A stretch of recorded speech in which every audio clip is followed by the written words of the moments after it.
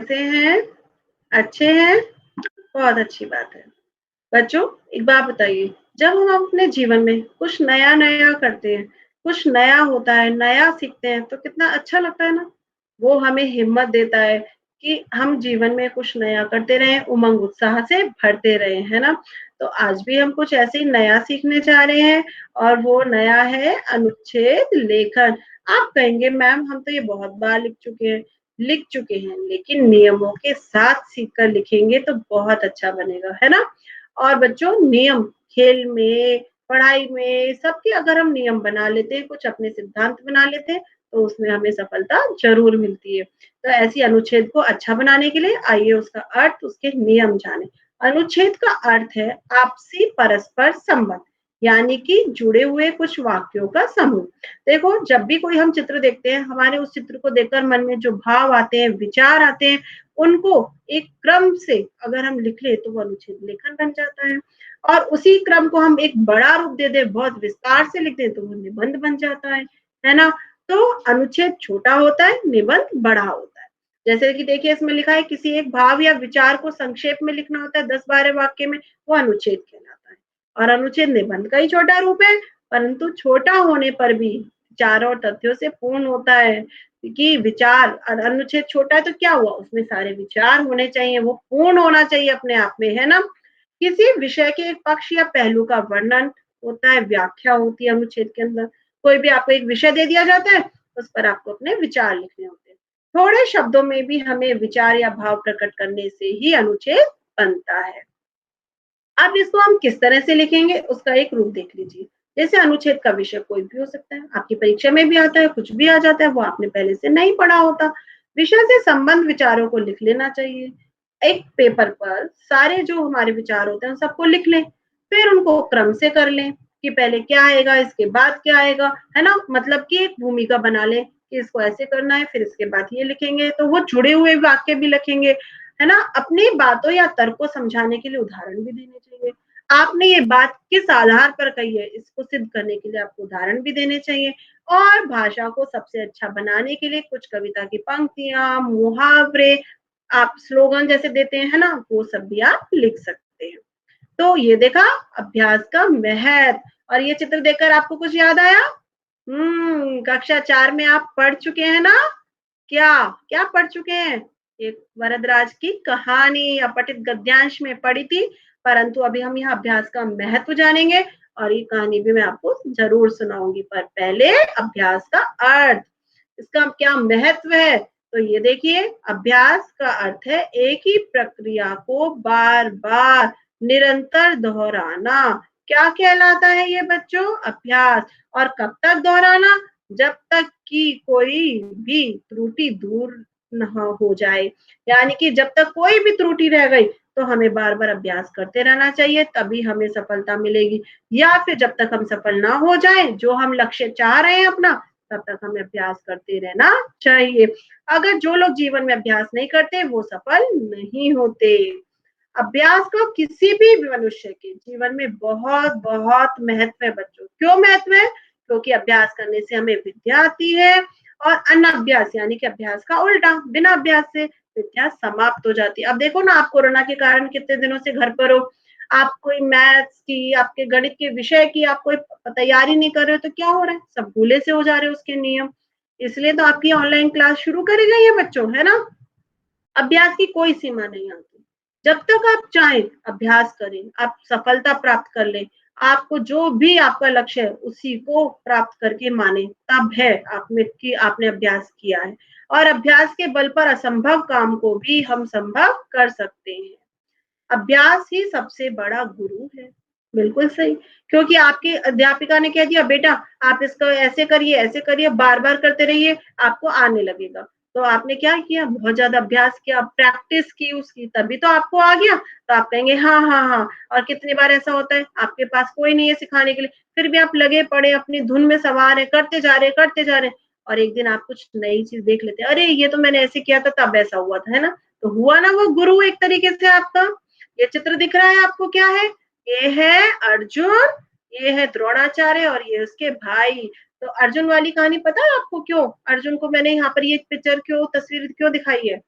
क्योंकि एक बार जब अर्जुन खाना खा रहे थे, बहुत देर हो गई थी उन्हें भोजन करने में, उस दिन अंधेरा हो गया था। तो उन्होंने महसूस किया कि उनके हाथ बार-बार खाने को लेकर अपने मुँह की तरफ खुद ही जा रहे हैं। तो उन्होंने कहा, "ऐसा क्यों हो रहा है?" ये बात गुरुजी से कहा, तो गुरुजी ने कहा, "बच्चे, आपने क्या किया है? हमारे हाथ रोज़ ये ऐसे खाना लेकर मुँह की तरफ जाते हैं, रोज़ इनका अभ्यास होता है सुबह-शाम, तो बस आज अंधेरा होने से, ना होने से कोई फ़र्क नहीं पड़ा। अभ्यास था तो हमने उसमें भी सफलता प्राप्त कर ली।" बस अर्जुन को ये बात समझ में आ गई कि अभ्यास का जीवन में कितना महत्व है और उसने अंधेरे में भी अभ्यास किया अपने लक्ष्य को पाने के लिए। खूब तीर चलाए, कुछ तीर उसके निशाने पर नहीं भी लगे, लेकिन एक दिन उसने इतनी सफलता पा ली कि वो बहुत अच्छा धनुर्धर बन गया। तो अभ्यास करने का इतना फ़र्क पड़ता है। देखो, ये चित्र दिख रहा है, एकलव्य का है ये चित्र और इसने यहाँ देखिए ये गुरुजी की प्रतिमा दिख रही है बच्चों आपको? ये गुरुजी की प्रतिमा बनाकर इसने धनुर्ध विद्या सीखी थी, है ना? और कितना अच्छा बन गया था कि गुरुजी ने फिर इससे गुरु दक्षिणा में अंगूठा माँग लिया था उसका, क्योंकि निरंतर अभ्यास करते रहने से मूर्ख भी हो जाता है बुद्धिमान। जो ये सोचते हैं ना मैं मूर्ख हूँ, मुझे कुछ नहीं आता, वो भी एक दिन बुद्धिमान बन जाते हैं अभ्यास करते रहने से। इसलिए वो परेशान बिल्कुल भी ना हो। विद्या अर्जित करने के लिए अभ्यास अति आवश्यक है। अभ्यास के बल पर ही एक मूर्ख कहा जाने वाला बालक भरद्वाज संस्कृत का प्रकांड विद्वान बना था और उसने संस्कृत भाषा का व्याकरण लिखा था। आया ना भरद्वाज वाली कहानी कि जब वो एक बार कुएं पर गया, उसने देखा कि कुएं से पानी भरते हैं और ये रस्सी के ये निशान क्यों बने हुए, इस पत्थर पर निशान बने हुए और वो पढ़ने में अच्छे नहीं थे। तब उन्होंने गुरुजी से प्रश्न किया और उनके गुरुजी ने उनको समझाया कि बेटा, ये जो रस्सी है रोज दिन रात इस कुएं पे से सब लोग पानी भरते हैं, इस तरह से ऊपर नीचे आती जाती है तो उससे ये निशान बन गया है। एक पत्थर पर निशान बन सकता है, ये सोचकर भरद्वाज हैरान हो गया। उसने कहा, ये तो पत्थर है, जब इस पर निशान बन सकता है तो मैं तो इंसान हूँ, जीता जागता इंसान हूँ और मुझ पर क्यों नहीं बार बार अभ्यास का असर पड़ेगा। और उसने इतना अभ्यास किया कि वो विद्वान बन गया, होशियार बन गया। तो आपने हरिवंश राय बच्चन की कहानी भी कविता भी सुनी होगी, है ना? कोशिश करने वालों की हार नहीं होती, लहरों से डरकर नौका पार नहीं होती। जीतने वाले बच्चों कभी हार नहीं मानते। इतना अभ्यास कीजिए कि आप जीत कर ही रहें और अभ्यास करने से सब संभव है। तुम भी कर सकते हो, बिल्कुल अभ्यास करो और सब कुछ सफलता आपके कदमों में रहेगी। अब अभ्यास क्यों करना चाहिए, उसका क्या महत्व है, पढ़ा हुआ याद हम कैसे रख सकते हैं? तो पढ़ा हुआ याद रखने के लिए बस एक ही चीज़ है, अभ्यास, अभ्यास, अभ्यास, है ना? विद्यार्थी जीवन में तो बच्चों अभ्यास का बहुत महत्व है। क्यों? क्योंकि सफलता की पहली सीढ़ी होती है। हम विद्यार्थी जीवन से अभ्यास करना शुरू कर दें, तो बस आगे तक अभी देखिए ना आपकी विद्यालय में कितने अच्छे नंबर आए हैं बच्चों के, 10वीं के बच्चों के। क्या वो ऐसे ही आ गए? उन बच्चों से पूछो उन्होंने कितना अभ्यास करा है, कितनी बार उन सवालों को दोहराया होगा, बार-बार करके देखा होगा, तभी तो उन्होंने सफलता प्राप्त की। तो आप भी परीक्षा में असफल नहीं हो सकते जब तक आप बार-बार अभ्यास करते रहेंगे, है ना? वही परीक्षा में विजय प्राप्त करता है, जो बार-बार अभ्यास करता है। तो आज से आप मुझसे वादा कीजिए कि आप अभ्यास करेंगे, चाहे गणित हो, चाहे हिंदी, चाहे अंग्रेजी, कुछ भी हो, आप उसमें सफलता पाकर ही रहेंगे। क्योंकि तैयारी करने में फेल होने का अर्थ है फेल होने की तैयारी करना। बच्चों, अगर आपने अभ्यास करने में फेल हो गए आप, अभ्यास करने में कमी छोड़ दी, तो समझो आपने फेल होने के लिए फिर आप वो नहीं बन सकते। जैसे आप कहते हैं ना कि कक्षा में सबसे आगे बन के दिखाऊँगा, मैं कक्षा का सबसे होशियार, होनहार विद्यार्थी बन के रहूँगा, वो आप तब तक नहीं कर सकते। आपकी इतनी-सी भी कमी आपके आगे 1 या 2 बच्चों को आगे बढ़ाने का मौका दे देगी, है ना? तो निरंतर प्रयास यानी कि कोशिश और अभ्यास से ही सब संभव है। परंतु एक बात ध्यान रखना, कोशिश और अभ्यास भी मन से, लगन से होनी चाहिए। ऐसा नहीं कि आप कॉपी लेकर बैठ गए दिन-रात, बस मम्मी मैं तो पढ़ रहा हूँ और कॉपी सामने, मन से कुछ कर नहीं रहे हैं आप। तो वो कोई अभ्यास, कोई दिखावा है, वो तो सिर्फ समझे। कोशिश रहे, अपना 100% दें, यानी कि वो कहते हैं ना 100% दे दो आप तो, फिर तो आगे देखना। जो बच्चे ऐसा 100% देते हैं ना बच्चों, उनको सफलता ज़रूर मिलती है। ये दोहा भी आपने सुन रखा है, करत करत अभ्यास के जड़मति होत सुजान, रस्सी यावत जात के सिल पर परत निशान। यानी कि बार-बार अभ्यास करते रहने से, बार-बार हम जब कोशिश करते रहते हैं, एक पत्थर पर भी निशान पड़ सकते हैं उस रस्सी के, तो फिर मूर्ख व्यक्ति भी बुद्धिमान बन सकता है। लगातार अभ्यास करना होगा। परंतु देखो बात आ गई ना, आलस्य को छोड़ना होगा। अभी मैंने समझाया ना कि अरे आज नहीं, मैं कल कर लेता हूँ, आज से नहीं, कल से शुरू कर दूँगा, पक्का मम्मी मैं कल से अभ्यास शुरू कर दूँगा। अरे भाई कल क्यों?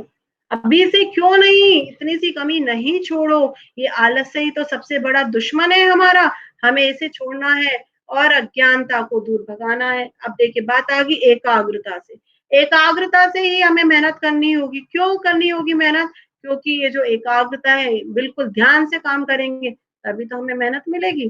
कोशिश करने वालों की हार नहीं होती। मैं फिर से एक बार आपसे यही बात दोहरा रही हूँ कि कोशिश करते रहना। अभ्यास क्यों ज़रूरी है और क्यों? क्योंकि अभ्यास को केवल एक व्यक्तिगत ही नहीं, सामूहिक वरदान के रूप में हमें भगवान से मिला है बच्चों। देश के उत्थान में, देश के विकास के लिए भी, समाज सुधार के लिए अभ्यास सबसे ज़रूरी है। एक व्यक्ति के अभ्यास से क्या होगा? सारे व्यक्ति जब अभ्यास करेंगे तो हमारा देश कितना आगे बढ़ेगा। देखिए सैनिक हैं, डॉक्टर हैं, ये सब कितना रोज़ अभ्यास करते हैं। कोरोना को भगाने के लिए कुछ ना कुछ नए तरीके निकाल रहे हैं, है ना? तो देश को विकसित बनाने के लिए करना होगा, अपने आप को विकसित करने के लिए अभ्यास करना होगा बच्चों। अभ्यास से सब सरलता से संभव है, सरल। अभ्यास करने से हर चीज़ आसान हो जाती है। अरे ये तो मैं कर लूँगा, ये तो मेरा चुटकियों का खेल है। क्यों कहते हैं? क्योंकि मालूम है हम अभी अभ्यास करते रहेंगे, बार-बार प्रैक्टिस करेंगे तो हो जाएगा। तो आप मुझसे वादा कीजिए कि आप हर चीज़ बार-बार करेंगे, अभ्यास करते रहेंगे, है ना? अभ्यास करके मुझे बताइएगा और ये अभ्यास केवल एक अनुच्छेद के तौर पे नहीं, जीवन में भी धारण करना है। ठीक है बच्चों? बाय बच्चों।